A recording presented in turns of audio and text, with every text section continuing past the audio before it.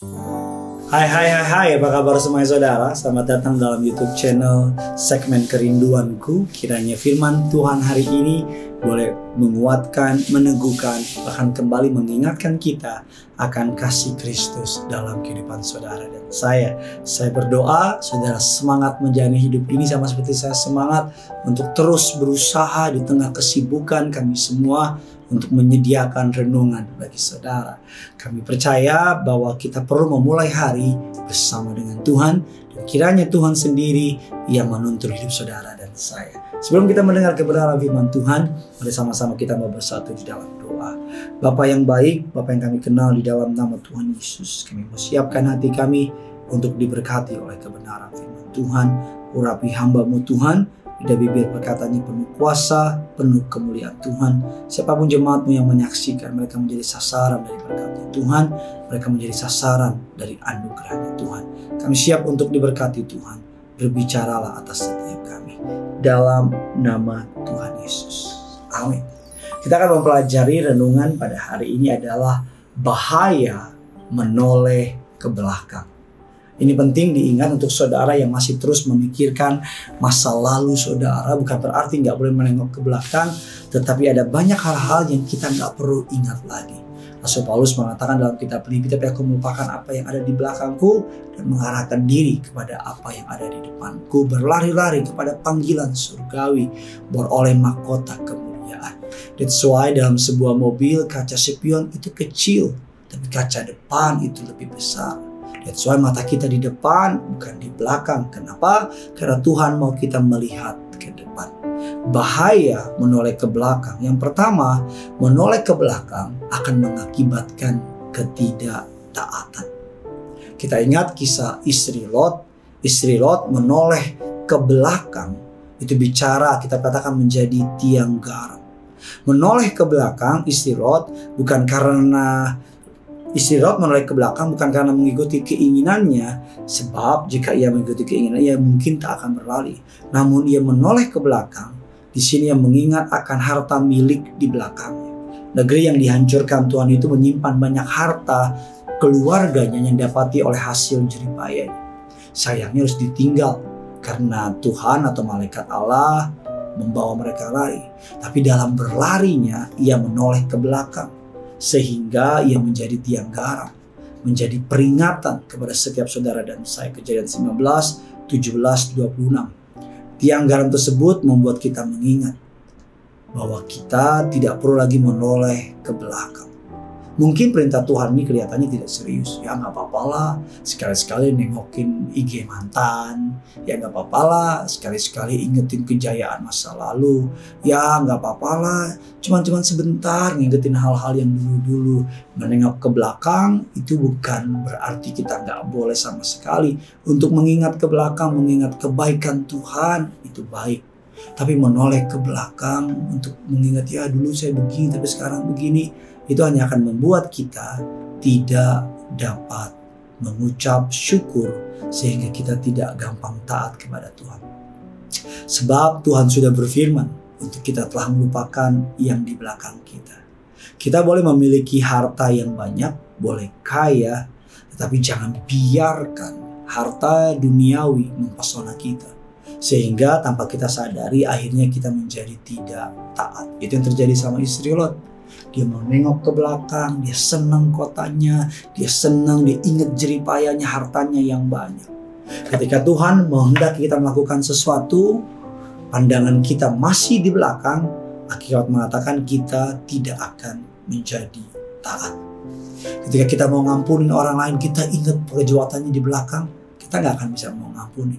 Ketika kita mau melakukan sesuatu bagi Tuhan, kita ingat sesuatu di belakang, kita nggak akan bisa melakukan sesuatu kepada Tuhan. Sebelum kita terlambat, sebelum kita menjadi istri Lot berikutnya, mari menengok ke belakang, membuat saudara dan saya tidak dapat taat. Yang kedua, bahaya dari menengok ke belakang. Menoleh ke belakang mengakibatkan kebutaan secara rohani. Raja Saul, raja pertama bangsa Israel, dia mengalami buta secara rohani. Ia dibutakan oleh gengsinya, ia dibutakan oleh jabatannya, bahkan dia dibutakan oleh kekhawatirannya, oleh ketakutannya. Alkitab katakan bahwa ketika Raja Saul buta secara rohani, dia tidak dapat melihat rancangan Tuhan dalam hidupnya.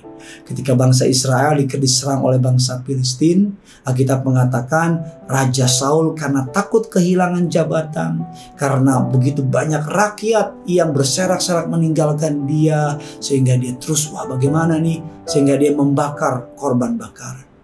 Ketakutannya dalam membuat menunggu waktu Tuhan dalam 1 Samuel 13, 8 dan 14. Ketidaksabarannya membuat dia mempersembahkan korban bakaran yang seharusnya menjadi bagian dari Nabi Samuel. Ketika Raja Saul terus menakuti dirinya, kekhawatiran ketika dia melihat Daud, dia merasa tersaingi, dia merasa insecure, dia menengok ke belakang, melihat bahwa dulu begini, dia mengalami kebutaan secara rohani. Dia tidak dapat melihat apa yang Tuhan siapkan dalam kehidupannya. Yang ketiga, yang terakhir, apa yang akan terjadi ketika kita menoleh ke belakang? Bahaya dari menoleh ke belakang. Menoleh ke belakang mengakibatkan kebodohan secara rohani. Bangsa Israel terus menoleh ke belakang. Ketika bangsa Israel dibawa oleh Allah keluar dari tanah Mesir, tanah perbudakan, tetapi mereka terus mengingat, oh dulu di Mesir begini, oh dulu ABC dan sebagainya. Di Mesir kami makan makanan yang enak, di Mesir kami buat ini, di Mesir kami buat ini dan sebagainya. Mereka menganggap bahwa masa lalu mereka lebih baik daripada masa depan yang Tuhan siapkan.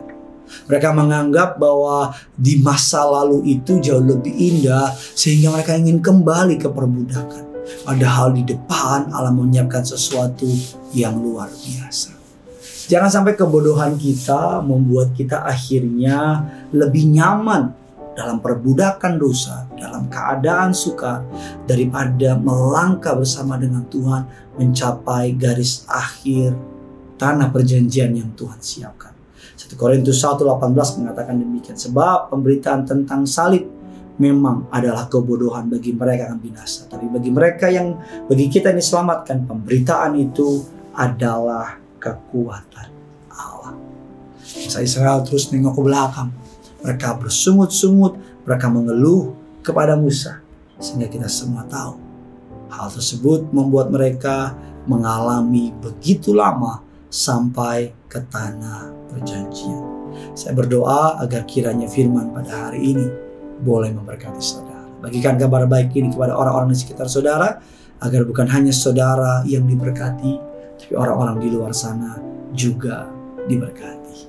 Yang punya surga, crazy in love with you. Mari sama-sama kita mau datang sama Tuhan.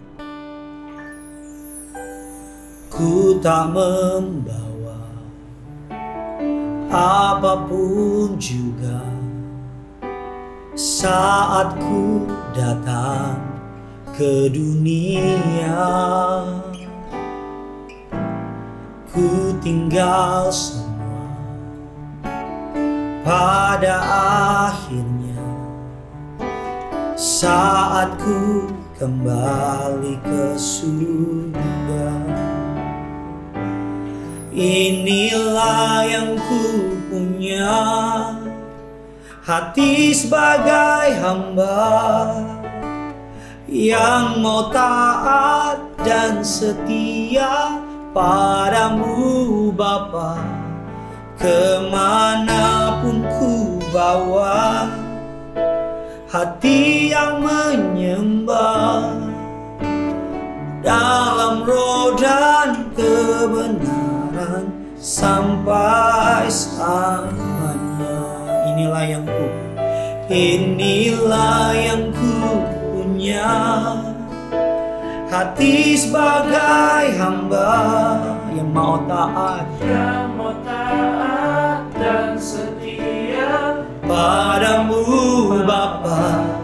Kemanapun ku bawa, hati yang menyembah dalam roh dan kebenaran sampai sampai selamanya.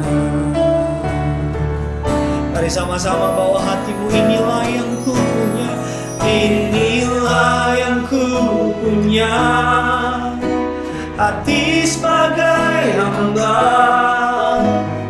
yang mau taat dan setia padamu Bapa. Kemanapun ku bawa, hati yang menyembah